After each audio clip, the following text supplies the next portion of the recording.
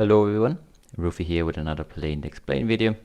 Today we'll hop into the 25NL Zoom pool, and yeah, before we start today's sessions I laid a little bit of a game plan so you know what to expect, and you know also what the goal of this video will be going into it. So because these are Zoom pools for pre-flop, I think it's important to steal a lot, try to steal the blinds a lot, especially from late position and from the small blind, and we'll also try to 3-bet aggressively whenever we are, especially when we're in position, given that I don't expect people to 4-bet bluff us or generally 4-bet us wide enough, so we'll realize more equity and play more spots as the 3-better with the stronger perceived range, and that should help us a lot. For post, we'll do, you know, the standard. We attack the wide ranges, especially in broken lines. After went check at some point, we'll try to not give up and just exploit the fact that people most likely will be overfolding in those lines. We'll fold versus aggression from other regulars, as I perceive them usually to be too equity driven and too value heavy, whilst against fish we want to be on the sticky side, especially when they don't use too large of sizings. So we'll keep that in mind. And as the last point, I also want to pay attention to timing tells, and that's also something I'd recommend you playing these stakes. So if somebody snap checks or snap bets, we can read into that and adjust maybe our play a little bit. All right, let me know if you kind of like this sort of prepare before we start the video, before we get into the gameplay, and if you like it, make sure to leave a like and subscribe. And without being said, let's get into the action. All right, here we get an open from MP from a broken stack, so we can assume that's going to be a recreational, and obviously queens are just 3-bet getting it in. 10-5 against the cutoff 2.2x. Believe a 25 NL could be a fold, but this looks like a recreational, so we'll make the call here. And here, given how short we are, I think 3-betting to something like 8 big blinds is fine. And really good flop, we're just gonna start with a small c-bet. We see what could be a range bet here. Be a stretch to check raise our hand, but actually wouldn't be the worst to go for it, so I don't mind it. We have some decent backdoor, and the queens here on the turn. I think we now go into the checking mode. And facing the half pot bet is close, but we probably have to just call twice here. And kind of lose if he does have an ace. 10-5, now that we picked up a pair, we'll go into check. That's a beautiful river.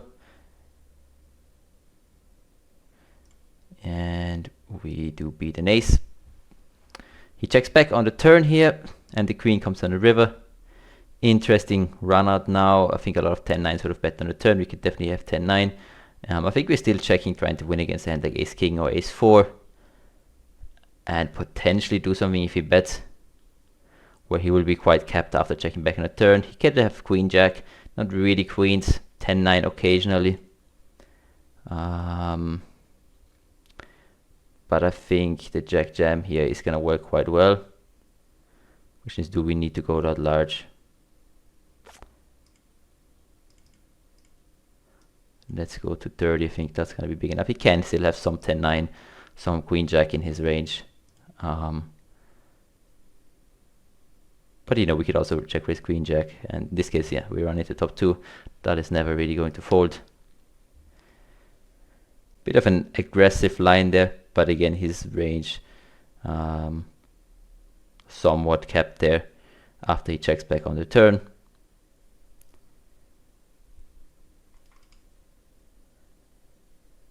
Yeah, bit of a loose hand overall. The queen 8 just a fold when we get 3-bet, and the ace 10 always a squeeze.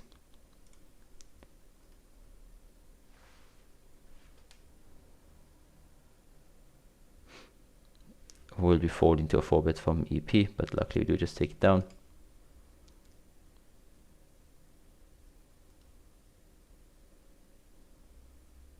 And the ace king, good sizing here to 10 big blinds. We go to 21 here. His range is going to be really polarized, so there's no real need to size up too much, as his hands that are bluffing pretty much fold to any sizing, while his value hands continue anyway, and this way if we were forward bluffing we lose less. That's the idea. How to play against polarized 3-bets. You don't need to really size up to get the same amount of fold equity, while if we were playing cutoff against button, where the button's 3-bet range should be for the most part quite linear, especially when they play 3-bet or fold, there it makes more sense to go 3x out of position, to put hands like, you know, suited ace-x, or hands like queen 10 suited in a tougher spot. Hello everyone, ValueHeavy Peter here with a quick announcement. At the end of August, we'll be bringing back the group coaching sessions led by our very own Roofy. If you're looking to take your poker game to the next level, this is your chance. We'll be giving you 5 in-depth sessions mastering 3-out pots, handling both pre-flop raiser, pre-flop caller, out of position and in position. The last session will be an extended Q&A and hand review with both of us. All of this together for only 99 euros, so a really good bargain. If you want to join, make sure to check out Discord. Also, right now we're doing a giveaway on our Discord. If you want to join, again, check out the Discord. We're giving away 1 free spot in the group coaching sessions with Roofy. Alright, that's all. Back to the video. Poker trees I will always defend. Queen Jack against this sizing. Probably still a fold. I'd rather continue my suited hands here. Although the sizing is kind of small, I think we still have a fold. And then here, pocket trees, flopping bottom set, obviously going for a check raise here. Again, he goes for small sizing. As we saw in the previous hand, I would attack the sizing quite a bit. Jack 4 here. Bit too loose to isolate, I believe. And now in the turn, you have the option between going for double check raise or just going for stacks. I think I just like going for stacks here. Just using a 2e sizing. If I had maybe like a hand like 10-8 where I block a lot of his calling range, or like I guess more 10-5, I'd consider going for the double check raise. Queen 8 is just going to be a defend.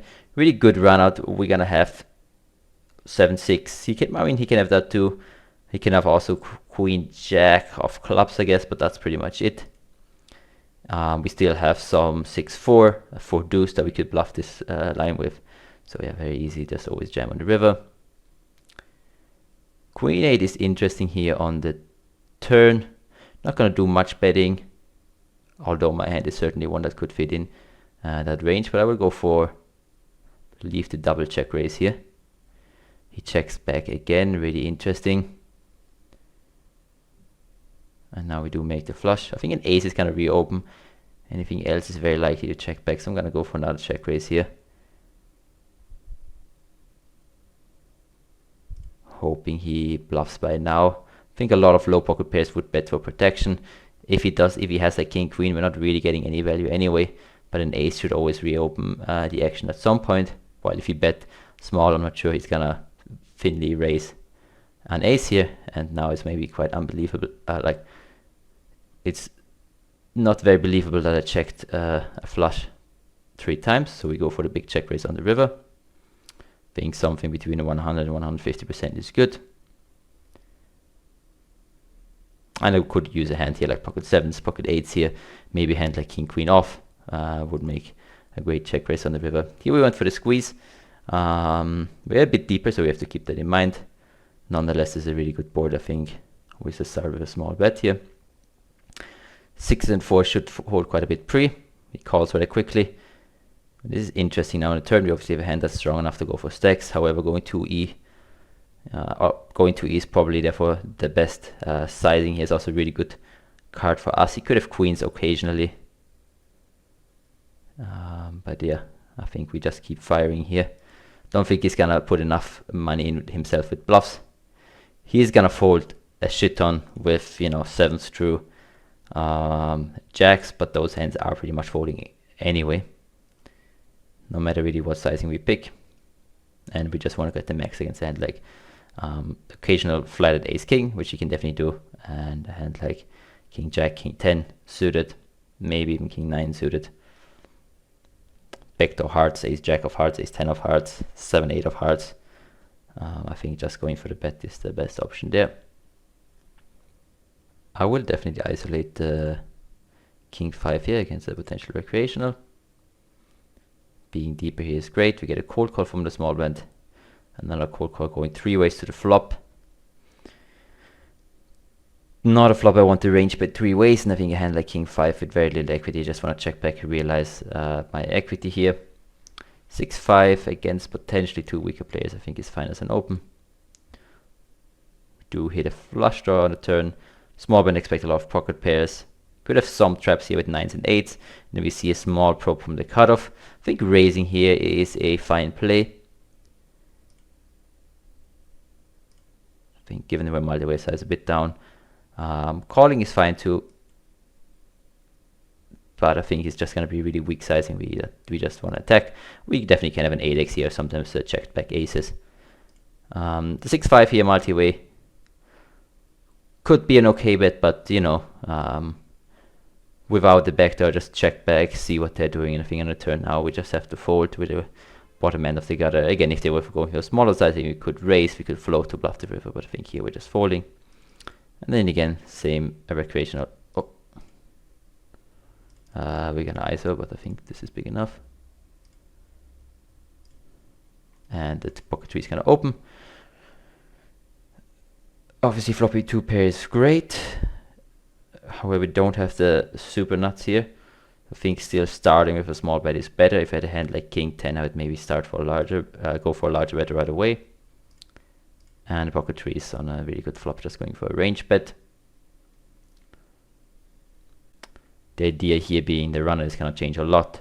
Any king, 8, 10, even an ace isn't that great. Obviously jack is also not great. So I think we want to be careful putting too much money in the middle right away. Ace king, blind v blind, easy 3-bet. And against the 4-bet we mainly just shove. And then ace 4 we would call a 3-bet. Or consider 4-betting sometimes. Gonna open the 8-7 suited. 10 forward, one of those hands where against a guy who never really seemed to 3-bet me before, I think it's fine to steal. Close 22, and yeah, here really good board. We're just gonna start off with a small range bet. Good board for the big blind. We're gonna start with a check, calling against small and medium sizing with our gut shots here.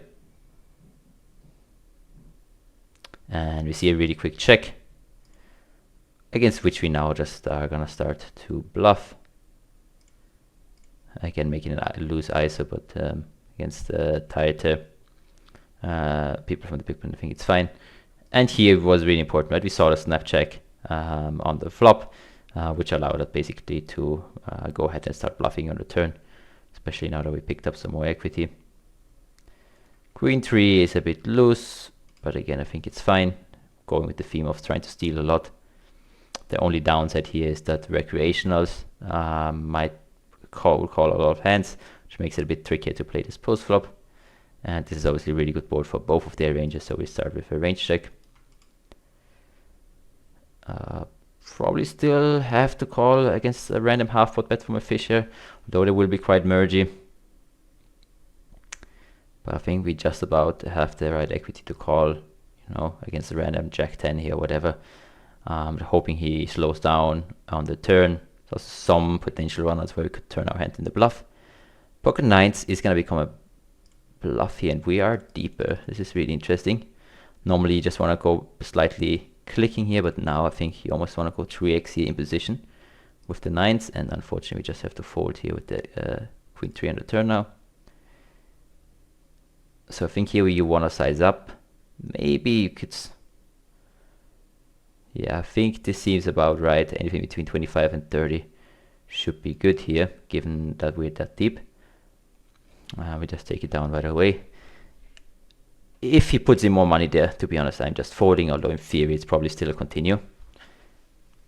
But yeah, I guess somebody called 5-betting there, I think. Or not called 5-betting, but 5-betting over the top. I think I just fold. 6-5-4, really good board for the small blind. Gonna play somewhat polarized and just check this hand back. 10 deuce. Here we don't have any reads. This guy seemed to use a normal 3-betting sizing, so more on the reg side, so I'm not gonna open. any two here, and against the half pot bet here on the turn. Against most opponents, we're just going to be too pocket pair heavy. I think this is a fold, although in theory this might be close and could even potentially be a float still on the turn.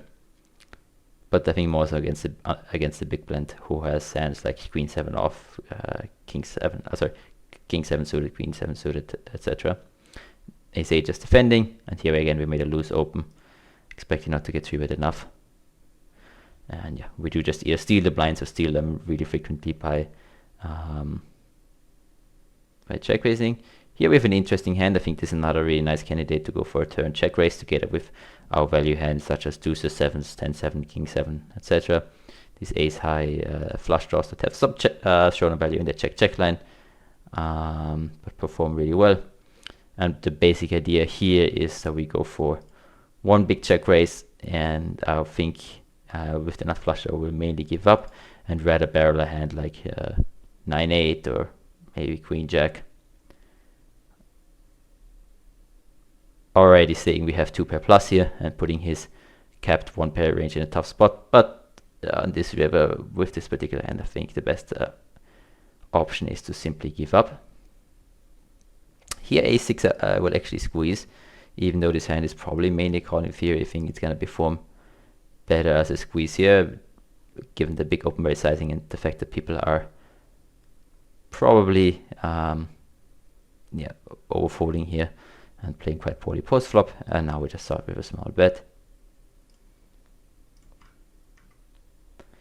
Going to 3-bet here. Yeah, and he had king jack. I think very reasonable call, although the jack of heart actually blocks a lot of bluffs on the turn. Wouldn't be the worst to fold against some opponents. Here another interesting spot. We get cold called from the big blind with queen jack. Expect a lot of pocket pairs and suited broadways. Against the suited broadway region I actually like to bet. I think I can make fold a hand like ace jack of clubs that cold called here. Maybe even ace queen of clubs, although against that maybe I should have sized up a little bit. But even that hand is quite difficult to defend, and we still obviously have lots of equity against hand like pocket nines. He's in the tank and folds. If he would have just called, given how long he was tanking, I'd be quite likely to continue barreling on the turn, expecting his range to be weaker. And jack 9, easy call here. We could potentially 4-bet this sometimes, but I think, well, it's still fine even when we're deeper, although I would lean a bit more into suited ace in the suited a6 range. Facing the small c-bet, this is really close. I think I'm going to float this 10-9, definitely float jack 9 a bit on the loser side, but I expect people this deep to play a bit more face up, and I think we can apply a lot of pressure here. Later on runouts like a 6 or 7. On this turn we could start blasting, but we have a lot of potential candidates. I think I actually prefer this hand into the check back range and rather blast with like low pocket pairs or 5x hands that don't block. His folds are going to be jacks, 10s, 9s a lot. And now he goes for the big bet. We have an easy fold. I think the float on the flop with the backdoor though is still fine, but I don't think on this turn we want to blast. Starting with a small range bet here against the big blind. Jack 9 is now definitely a fold. We don't want to get involved for a hand where very often it's going to go all in on the flop, which is not very good for hands like Jack 9. But this hand against a bit of a smaller 3-bet, it is actually close. But let's have a look what happens. And the ace 2s just folding. Our jack X is going to be really dominated here, and even he can sometimes check back and realize his equity with whatever ace king, ace queen.